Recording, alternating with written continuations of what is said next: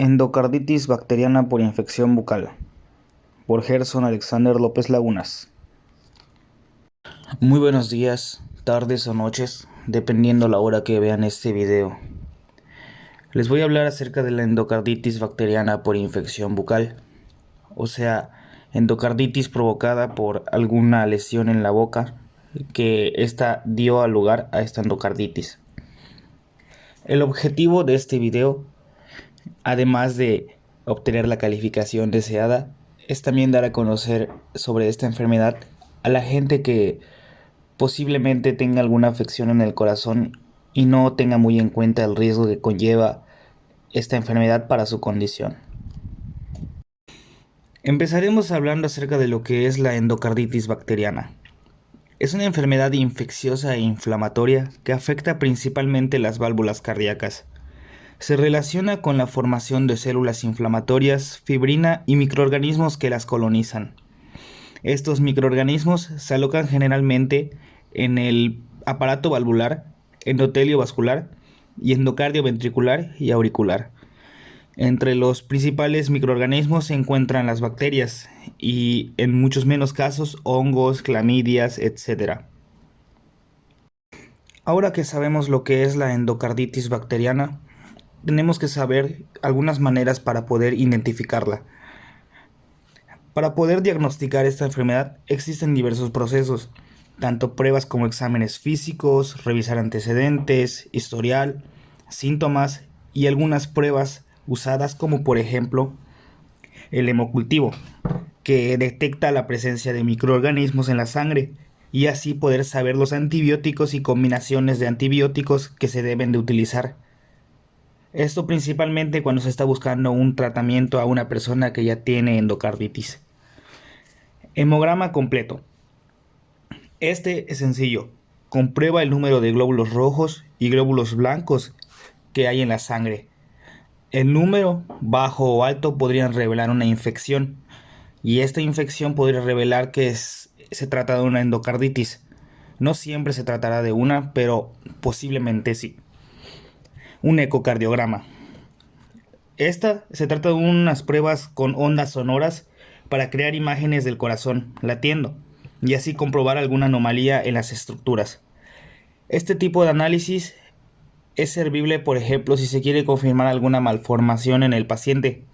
Estas malformaciones propician a que se pueda dar la endocarditis en el paciente, por lo que saberlo con un ecocardiograma nos ayudaría.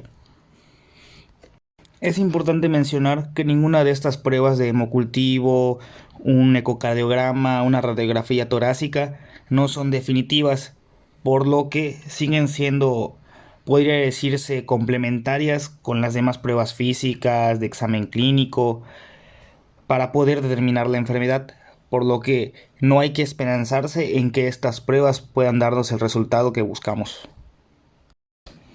Ahora que ya sabemos lo que es la enfermedad y qué diagnósticos se pueden hacer para comprobarla, pasaremos a las indicaciones preoperatorias.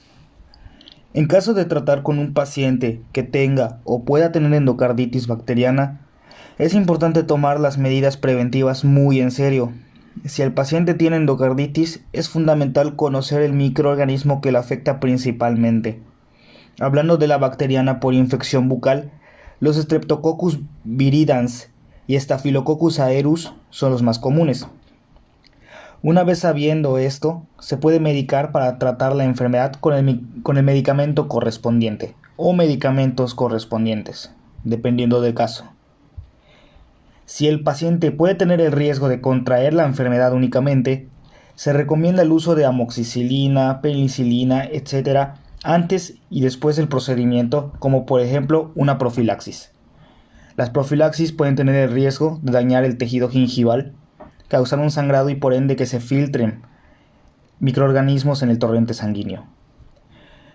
El aislamiento absoluto de la zona a trabajar, uso de grapas, entre otros instrumentales, son fundamentales en estos casos.